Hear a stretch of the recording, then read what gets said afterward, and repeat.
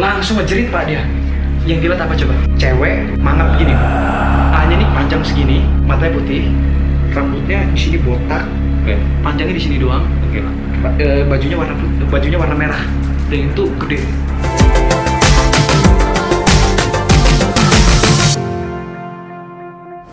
Assalamualaikum warahmatullahi wabarakatuh. Ya balik lagi di YouTube channel gua Arno Leonard TV. Nah, jadi kali ini pembahasan kita beda daripada yang lain. Jadi pembahasan kita kali ini, tadi gua udah bikin story di IG gua. Terus pembahasan tentang apakah kalian pernah melihat roh halus atau bisa dikatakan tentang setan gitu. Apakah kalian juga pernah diganggu sama mereka? Nah, jawaban-jawaban dari kalian semua itu udah masuk nih di IG story gue. Jadi gue mau bahas, bukan hanya gue sendiri yang bakal ngebahas ini, tapi gue bakal ngajak partner gue yaitu Aiman.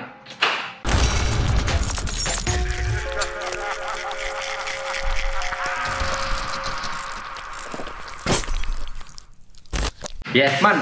Ya. Jadi gini, tadi kan gue langsung bikin story ya. Iya. Gue langsung bikin story, gue mau ngajak sharing sama mereka, apakah mereka itu pernah dihantui atau mereka pernah diganggu atau pernah melihat gitu. Yes. Kadang kan kita, ya namanya kita kan hidup di dunia ini kan hidup ada dua alam sih ya. Yap. Jadi ada yang kehidupan seperti kita, yang benar-benar nyata sama yang benar-benar Gaib. Goib ya, bisa Yes. dikatakan dengan goib. Oke, sebelum kita masuk ke konten ini, gue mau nanya sama lu nih. Lu Oke. pernah diganggu nggak sama makhluk halus kah atau pernah melihat gitu? Kalau makhluk halus sih mungkin gua kalau ngelihat secara langsung belum ya. Tapi yang pernah gua rasain banget pernah. Itu kapan tuh? Gua tuh seumur-umur nggak pernah ngerasain yang namanya tuh perasaan merinding gitu di tubuh gua tuh. Tapi lu sebenarnya lu bisa melihat nggak? Bisa ngeliat nggak? Enggak sih. Cuma bisa ngerasain dong. Itu dia, itu sekali-kalinya. Jadi gue tuh seumur hidup gue tuh gak pernah ngerasain kalau misalnya syuting kan ada adegan yang horor-horor gitu, gue tuh kayak merindingnya takutnya adegan kan, terus gue acting kayak takut gitu. Cuman gue tuh gak pernah ngerasain yang namanya merinding secara nyata tuh gak pernah, kayak gimana tuh gak pernah ngerasain sama sekali. Nah, satu kali waktu ceritanya ini gue tuh lagi di lokasi syuting pas mau pulang, terus ini orang rumah nelfon gue. Ini di rumah tiba-tiba bau ini nih, bau kayak bau kembang gitu. Lu mencium aroma itu? What Kenceng banget ya? Kenceng banget. Jadi ditelepon, ini di rumah tiba-tiba bau kenceng banget nih, bau kayak wangi-wangian aroma bunga. Terus pas ditelepon itu gue langsung kayak merinding banget. Wih, gue merinding banget nih. Seluruh tubuh gue tuh kayak merinding banget. Terus gue langsung pas udah lasin kan gue. Terus gue langsung ngadoin pulang. Gue sejalan itu gue nyalain ayat kursi lah, kenceng banget di mobil tuh ya. So makin berasa banget nih. Ini banget merinding Makin banget. kayak ketarik lu ya sama mereka ya? Nggak tahu kenapa gue tuh kayak baru banget ngerasain yang namanya merinding tuh. Gue makin kenceng lagi, Allah koyong. Gue buka kaca itu kayak makin, gue nggak tenang sambil nyetir. Sampai akhirnya nyampe rumah, terus udah gitu panggil si satpam.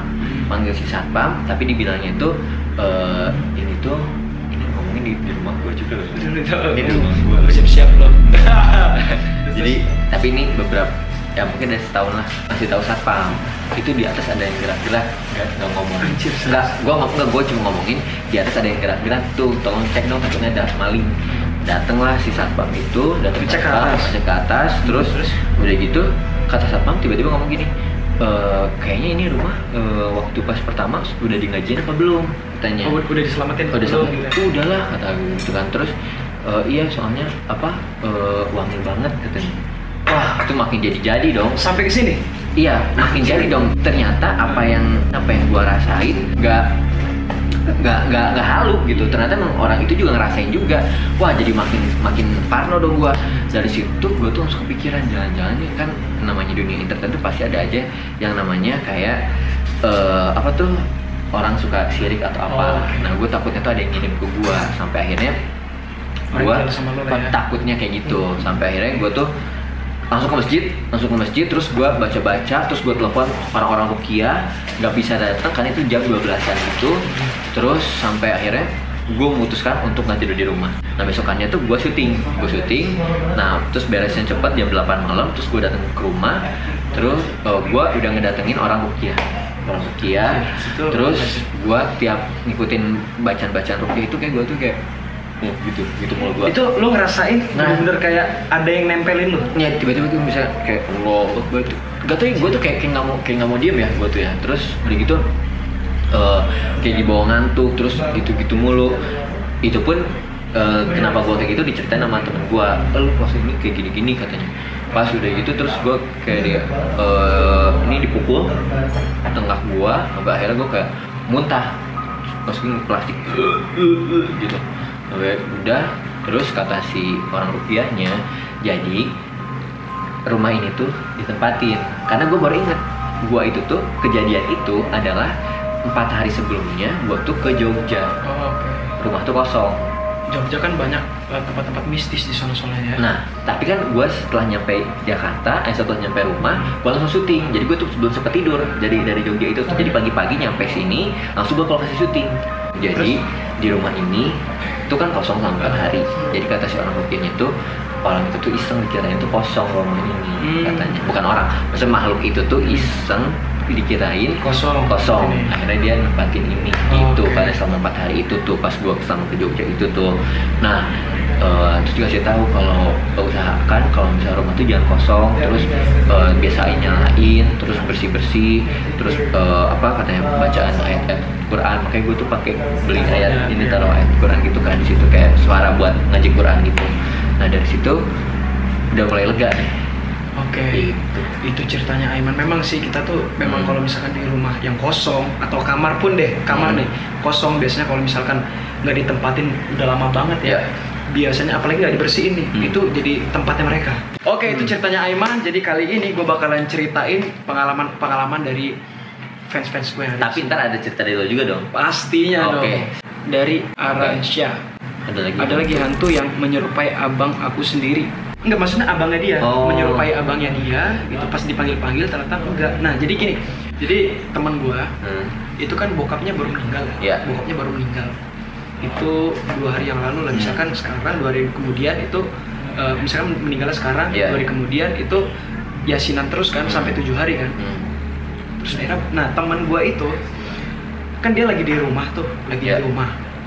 Terus dia lagi di kamar mandi. Pas dia keluar dari kamar mandi, itu bokapnya dia itu jalan tapi tembus tembok. Itu tembus tembok parah. Maka dia cerita ke gue juga, gue bilang lu ngaco lu. Cuman gue berpikir lagi kan, bokapnya kan baru meninggal ya. Kayaknya memang kata orang-orang sih, katanya kalau misalnya baru meninggal belum 7 hari ya, masih di situ kan.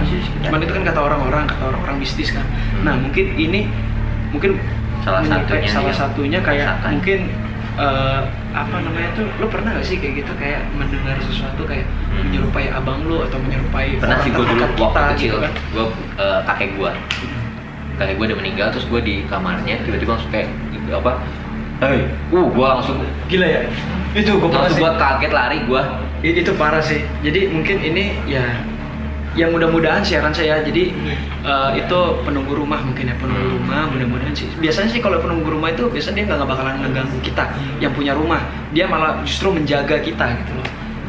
Tapi kalau bisa jangan keliatin nih, kalau gue nggak berani gue. Ya kalau. Tapi lu sendiri berani gak sih?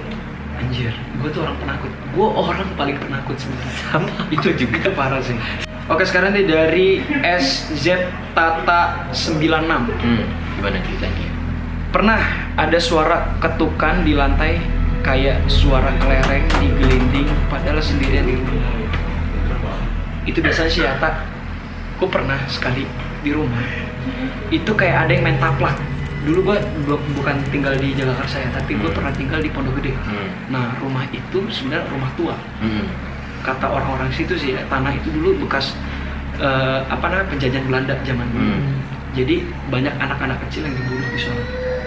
Gitu. Jadi mungkin itu setan anak kecil kali ya. Kalau di rumah nenek gue sih itu jadi anak kecil main taplak gitu. Gitu. Itu serem banget sih anjir, itu bener-bener creepy man. Itu apalagi kelereng ya. Kita ngomongin gituan jam 11. Wow. Kalau menurut lu itu apa tuh? Kelereng digelindingin padahal sendirian di rumah. Gue tuh nggak mau menghayal-hayal. Gue ntar suka kepikiran juga. Lu pernah mimpi-mimpi? Sering lah, apalagi gue tuh ketindihan sering banget. Aduh, itu gue Iya. pernah sekali sampai gue nggak bisa ngomong, men. Kita bacain lagi nih.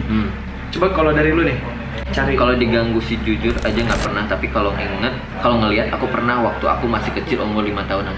Nah tapi emang hebat sih, umur segituan emang rentan ya untuk diganggu-ganggu ya. Iya diganggu, terus juga masih bisa melihat ya. Iya. Masih bisa melihat. Karena jujur nih, gue dulu waktu masih kecil gue pernah ngelihat Lea. Gue tinggal di Bali. Men itu serem banget, men. Lea tuh kayak gimana sih? Jadi Lea itu kepala doang sama usus, bro. Oh, yang kayak sekarang lagi rame kuyang. Nah, kuyang. Nah kalau kuyang itu Kalimantan kan. Iya. Nah tapi kalau misalkan di Bali itu punya Lea, men. Kuyang Makassar ya? Nggak, kuyang di Makassar. Kalimantan. Kalau di ada juga yang berubah kayak gitu. Anjing banget. Itu di Makassar, itu namanya Parakan, men. Oh iya tahu. Jadi mirip-mirip seperti itu. Karena gini, kata bokap gue sih ya, yang begitu-begitu itu sebenarnya bukan setan, tapi mereka tuh bersekutu dengan setan untuk menjadi orang kaya. Gitu loh. Persugihan lah ya. Nah, jadi pesugihan mereka itu harus ngambil darah wanita kalau nggak salah sih. Darah wanita kayak atau enggak yang hamil gitu, yang lagi bunting gitu. Mereka ngincar itu. Gitu serem sih. Pokoknya ya gue pernah ngalamin waktu gue masih kecil sama kayak kamu. Gue masih bener-bener gue masih tahu banget itu gue kalau maju itu gue diculik, Pak. Karena dia suka anak-anak. Dia suka anak-anak. Gue ngeliat di pintu itu gue melongo, gue nggak bisa ngomong. Udah diem aja. Lu kalau ngeliat itu lu nggak bakal bisa ngomong. Gue merinding lu. Gue sering kan ngelihat makhluk halus gitu, tapi anehnya dia nggak pernah ganggu aku. Dia berarti bisa ngelihat nih. Oh, dari siapa nih? Reka Dirga. Kamu bisa ngelihat, tapi kamu nggak pernah diganggu. Biasanya gini ya, orang yang punya indigo atau kalian yang punya dibilang six sense gitu, indra keenam, biasanya sih mereka nggak bakalan mengganggu kita. Kayak teman gue nggak bisa diganggu, tapi dia selalu melihat gitu loh. Kayak kemana aja dia bisa melihat, di depan dia bisa ngeliat. Kayak kita lagi ngumpul dia ngeliat. Ya tapi dia nggak berani ngedeketin kita. Ih, serem sih. Berat juga sih. Kamu keren sih. Nah lo pengen nggak? Enggak, jangan gue nggak mau. Lu mau nggak dibuka mata? Nggak mau. Gue mau. Ini dari Diana MJT_04. Jadi dia bilang begini, pernah kak pas lagi malam Senin, aku lagi kumpul sama keluarga, terus tanteku dengar ada suara yang nangis. Gue kadang kalau kayak gitu ya, gue kadang suka pura-pura nggak denger. Sama sih. Karena menurut gue ketika gue makin disuges makin jadi gitu, gue kayak makin nggak ngerti dah. Itu menurut itu nangisnya kenceng atau pelan? Biasanya gini, pengertiannya ya, orang-orang zaman dulu nih, orang-orang di kampung dibilang kalau misalkan kamu mendengar anak ayam itu cicit-cicit, kalau dia deket berarti itu jauh. Tapi kalau misalkan cicitnya itu jauh, itu tandanya dia deket di situ. Baru tahu gue. Iya, itu orang bener di tempat gue. Oh ya? Gitu. Sama kukuruyuk gitu. Kadang ada tuh malam-malam suka ayam berkokok gitu. Itu kalau misalkan lo denger itu jauh, berarti dia lagi di deket lo. Tapi kalau misalkan suara itu deket, berarti dia di jauh. Sama nih kayak orang nangis ini juga. Pengertiannya sama. Jadi ketika dia nangis dekat suaranya, berarti dia jauh. Tapi kalau misalkan dia jauh, berarti dia ada di situ. Oh man. Dari Deva Fatona 19. Aku pernah kayak semacam di rap-rapin gitu. Itu rap-rapin apaan ya? Ya itu kayak gue bilang ketindihan tuh Oh gitu ada. Udah gitu sering kak. Jadi kadang takut gitu. Oh ketindihan ya. Nah, biasanya kamu ketindihan tengkurap apa ngebalik nih? Kalau misalkan ngebalik, bacain aja ayat kursi 3 kali. Tapi kalau misalkan kebalik, kata nenek gue nih, lu berusaha untuk balik ke belakang. Kalau lu bisa, lu melihat yang ini lu. Ya gue tuh kalau ini pasti gue tuh tahu kok posisi gue ketindihan tuh pasti gue tidurnya begini, selentang. Terus udah gitu nggak bisa ngelihat, pasti ngeliatnya tuh kayak Burem-burem gitu ya. Burem, tapi pas gue buka tuh, oh itu tuh yang warna hitam-hitam. Misalkan baju nih, kan gue tuh kayak, oh itu setannya tuh hitam. Pas gue buka, itu baju lagi digantung warna hitam. Yang lo gantung. Iya. Tapi emang sering gitu sih ya. Karena nih kata secara kedokteran katanya rep itu jadi kayak ada saraf kita yang kejepit gitu, katanya ilmu kedokteran katanya. Jadi waktu pas tidur kita ada saraf kejepit sampai akhirnya tuh kayak gitu katanya. Cuman kalau secara pelan-pelan bisa gerak lagi. Nah, cuman secara ini sih katanya sih emang ketindian kan, itu namanya ada hantu kan gitu. Oke, kita lanjut ya. Dari S2KRSMAWTY, pernah lihat bayangan putih di kamar almarhum nenek, aku lewat di jendela. Wow. Kalau dalam ilmu agama, namanya setan itu kan sebenarnya makhluk halus. Jin itu ada ya, jin itu ada memang di sekeliling kita. Tapi kalau untuk orang yang menyerupai kayak teman kita atau orang tua kita atau sahabat kita gitu kan, itu memang sebenarnya bukan dia tapi jin. Jin yang menyerupai orang terdekat kita gitu. Ya pokoknya ya berdoa aja semoga kita selalu dalam lindungan Allah. Amin ya Allah. Dan dijauhkan dari ya yang ngeliat-ngeliat yang seperti itulah ya. Pokoknya ya memang mereka ada, tapi mudah-mudahan kita nggak dikasih lihat gitu ya. Oke, jadi cerita dari gue nih ya. Ya. Di rumah nenek gue tinggal 1 tahun di situ. Yeah. Pertama kali gue tinggal di situ, itu gue ditunjukin orang siapapun yang baru datang ke situ, orang baru yang nginep ya, dia pasti ditunjukin. Gak pernah lewat, pasti ditunjukin. Entah itu dari suara, dari bayangan, entah itu dari dia menunjukkan sesuatu, entah dia menjatuhkan barang kita atau apapun, pasti ditunjukin. Pada suatu ketika gue itu pulang jam 2 pagi. Untungnya gue sama kawan gue. Oke, nginep lah, kita datang. Jadi rumah itu, jadi pintu depannya ada, pintu belakangnya ada. Jadi segaris pintunya, jadi pintu depan, pintu belakang nih. Gue bilang, lu masuk lewat belakang aja, gue bilang kayak gitu kan. Ketika pintu itu dibuka, itu kan lorong tuh. Itu kayak lorong sebenarnya itu buat naruh motor ya. Jalannya tuh buat kecil, buat 1 orang gini. Lurus. Di depan itu ada kaca. Kaca tembus pandang, tapi itu tembus pandangnya ke kamar mandi. Karena di situ ada kamar. Kamar nggak kepake lagi. Jadi tempat buat lewat kita masuk ke potong jalan ke ruang keluarga. Oke, dia masuk lah tuh. Langsung ngejerit Pak dia. Yang dilihat apa coba? Apa? Cewek mangap begini. Begini, tapi A-nya nih panjang segini. Matanya putih, rambutnya di sini botak, panjangnya di sini doang. Bajunya warna merah, dan itu gede. Dia ngejerit men, itu sampai om gua kebangun, tante gua kebangun, nenek gua kebangun di atas. Gua bilang, lu apaan? Wih, jangan berisik anjir, gua bilang kayak gitu. Udah malam anjir jam 2, lu ngebangunin mereka. Akhirnya kebangun. Masa gua deg-degan, wah dimarahin nih gua nih. Gua ngajak teman, terus berisik lagi kan. Dia bilang temen gua, itu gue ngeliat kuntilanak merah kayak gitu men, dibilang gue anjing bos, sampai mau nangis dia. Gue merinding nih anjir tuh, gue merinding banget anjir. Terus turun lah om gue ke bawah, nenek gue ke bawah. Ada apa lo berisik? Om, ini si teman gue, dia ngeliat katanya kuntilanak merah di ini, dihidupin sama lampu. Memang tempat itu men. Jadi itu kacanya tuh gede nih, segede gini nih.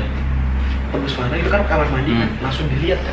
Itu kamar mandi yang nggak kepake, kamar mandi yang banyak. Tapi emang di situ historinya emang ada begituan. Historinya, jadi yang tinggal di rumah itu kan ada om gua, adeknya om gua, kakaknya om gua, sama nenek gua. 4 nih.